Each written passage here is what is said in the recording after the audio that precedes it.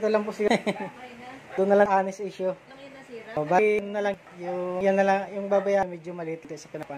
Positive. Yung sapa kasi backlight. Bali lilit lang yun ng konti.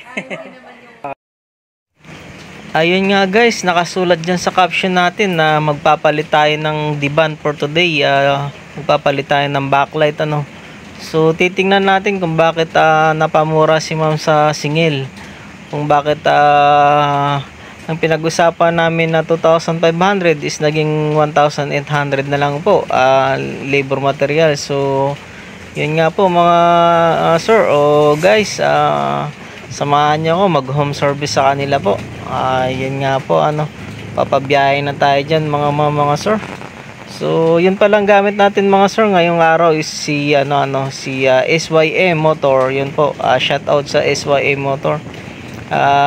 Isisingit ko lang po dito mga sir, sisingit ko lang dito guys, yung SYM nga pala super safe na motor, tsaka nakakaabot po ito.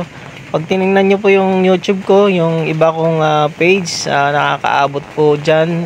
Nakakaabot na po yan mga sir sa Antipolo, Morong Rizal, Batangas. Yan po ang service natin dati. Pero hanggang ngayon service pa rin natin yan si SYM. Yan po yung ating service palagi na napakalupit na motor. Safe na safe kasi po yun nga po masasabi ko lang po na safe kasi po wala ka po talagang kalaban.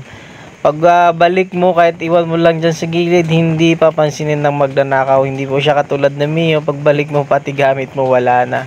So yun nga po masasabi ko lang. Di bali nang hindi maporma yung motor pero safe na safe ka naman po. Makakauwi ka sa pamilya ninyo. Yun nga po yun nga ang kagandahan doon pero yun nga po proud na proud ako dyan sa motor na yan kasi yun nga super safe. Yun yung masasabi natin na super safe, walang katulad. Tapos po sa pagdadrive po smooth naman yan. Tapos sa nakaranas yan hindi naman po masyadong magastos yan. No po yung ginagastusan ko lang dyan palagi sa palinis ng panggilid. Tapos yun, isang beses lang yan napalitan ng belt, matagal na rin yan. So yun nga po panay panggilid lang, gulong, yun lang po ang nagiging maintenance natin dyan. Sa makina okay pa yung ng SYM Motor. Yun nga po balik tayo sa topic natin mga sir. Ikakat ko na to, papasok na tayo sa kanilang subdivision.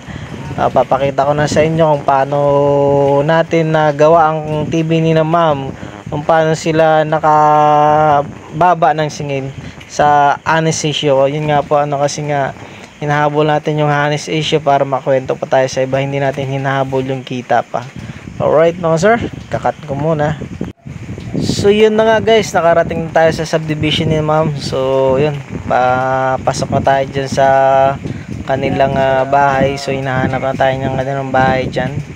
So ito na po yung kanilang issue ng TV po. Ito po yung deband nila, 32 inches lang po to mga sir.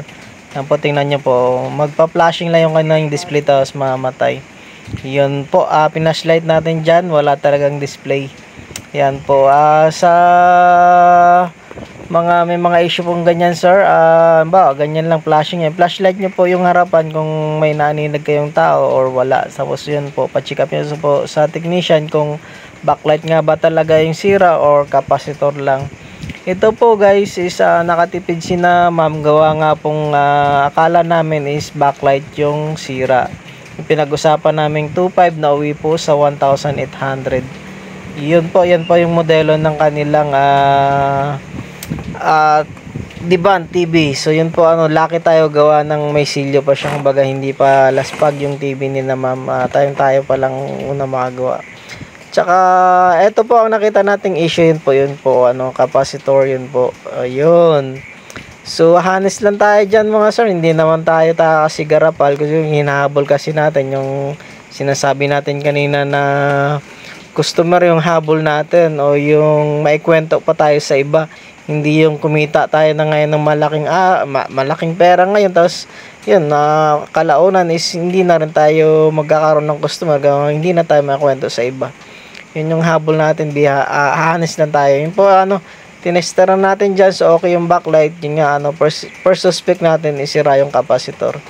So yun, hindi tayo tulad sa ibang technician na garapal kung maningil. Honest lang po. Ayan, pinalitan na natin dyan. Buti nga po may dala tayong pyesa dyan. So hindi na tayo bumalik pa ng shop. Sa awa ng Diyos, yun nga ay nag-success tayo dyan mga sir. Tsaka nga pala sa mga kapwa ko technician, pag napanood nyo tong video na to, yun po, kailangan natin i-double check yung kanyang mga diode, malapit sa, malapit sa backlight, kasi po minsan po shorted yung kanyang diode, kaya hindi tumagal. Diyan sa area na yan, pati yung malaking diode na yan, minsan po bumibigay yan, nag-shorted po yan. So, safety first palagi, mga sir, double check kung ano man ang kailangan nating i-double check. So, yun. Tagubilin lang yan bilang kapwa technician. Yan, nag-success na tayo dyan ulit. So, ulitin natin, sa awa ng Diyos, nag-success tayo. So, yun, sa gusto pa po magpagawa mga sir, nag-home service pa ako ng Calabarzon and buong NCR po. Yan po, papakita na natin dyan kay ma'am na ganun lang yung sira talaga ng kanilang TV. Wala nang drama-drama. Hindi na tayo nagpalit ng backlight. Hindi na pera-pera yung labanan dito. Kundi talagang honest issue, honest services. Kasi yung habol nga po talaga natin is makagkaroon pa tayo ng maraming customer. So yun nga po, sa magpapagawa pa dyan mga sir. Ganon po tayo maggawa. Kung anong issue, yan lang yung papalitan natin. Kahit na nag-usap tayo ng mataas na mahalaga, pero pagdating pala is ibang sira. So yun nga po, mag-a-adjust at mag-a-adjust tayo ng presyo hanggat maaari. Po, may mga warranty yan, may mga warranty yan sir. May warranty yan kung ano man yung standard ng warranty. Warranty niyan mga sir is 3 months, yun nga 3 months warranty. Tapos may pag sakaling bumigay yan, didiretso na natin ng palit ng backlight. Pag hindi naman nila ipapagawa na ulit is ibabalik yung kalahating pera. So yun nga pa mga sir, success na tayo dyan. So maraming salamat po.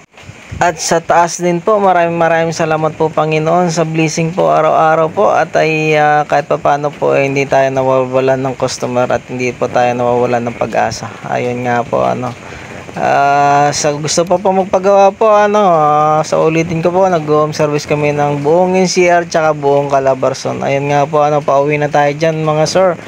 So papalo naman po mga page ko.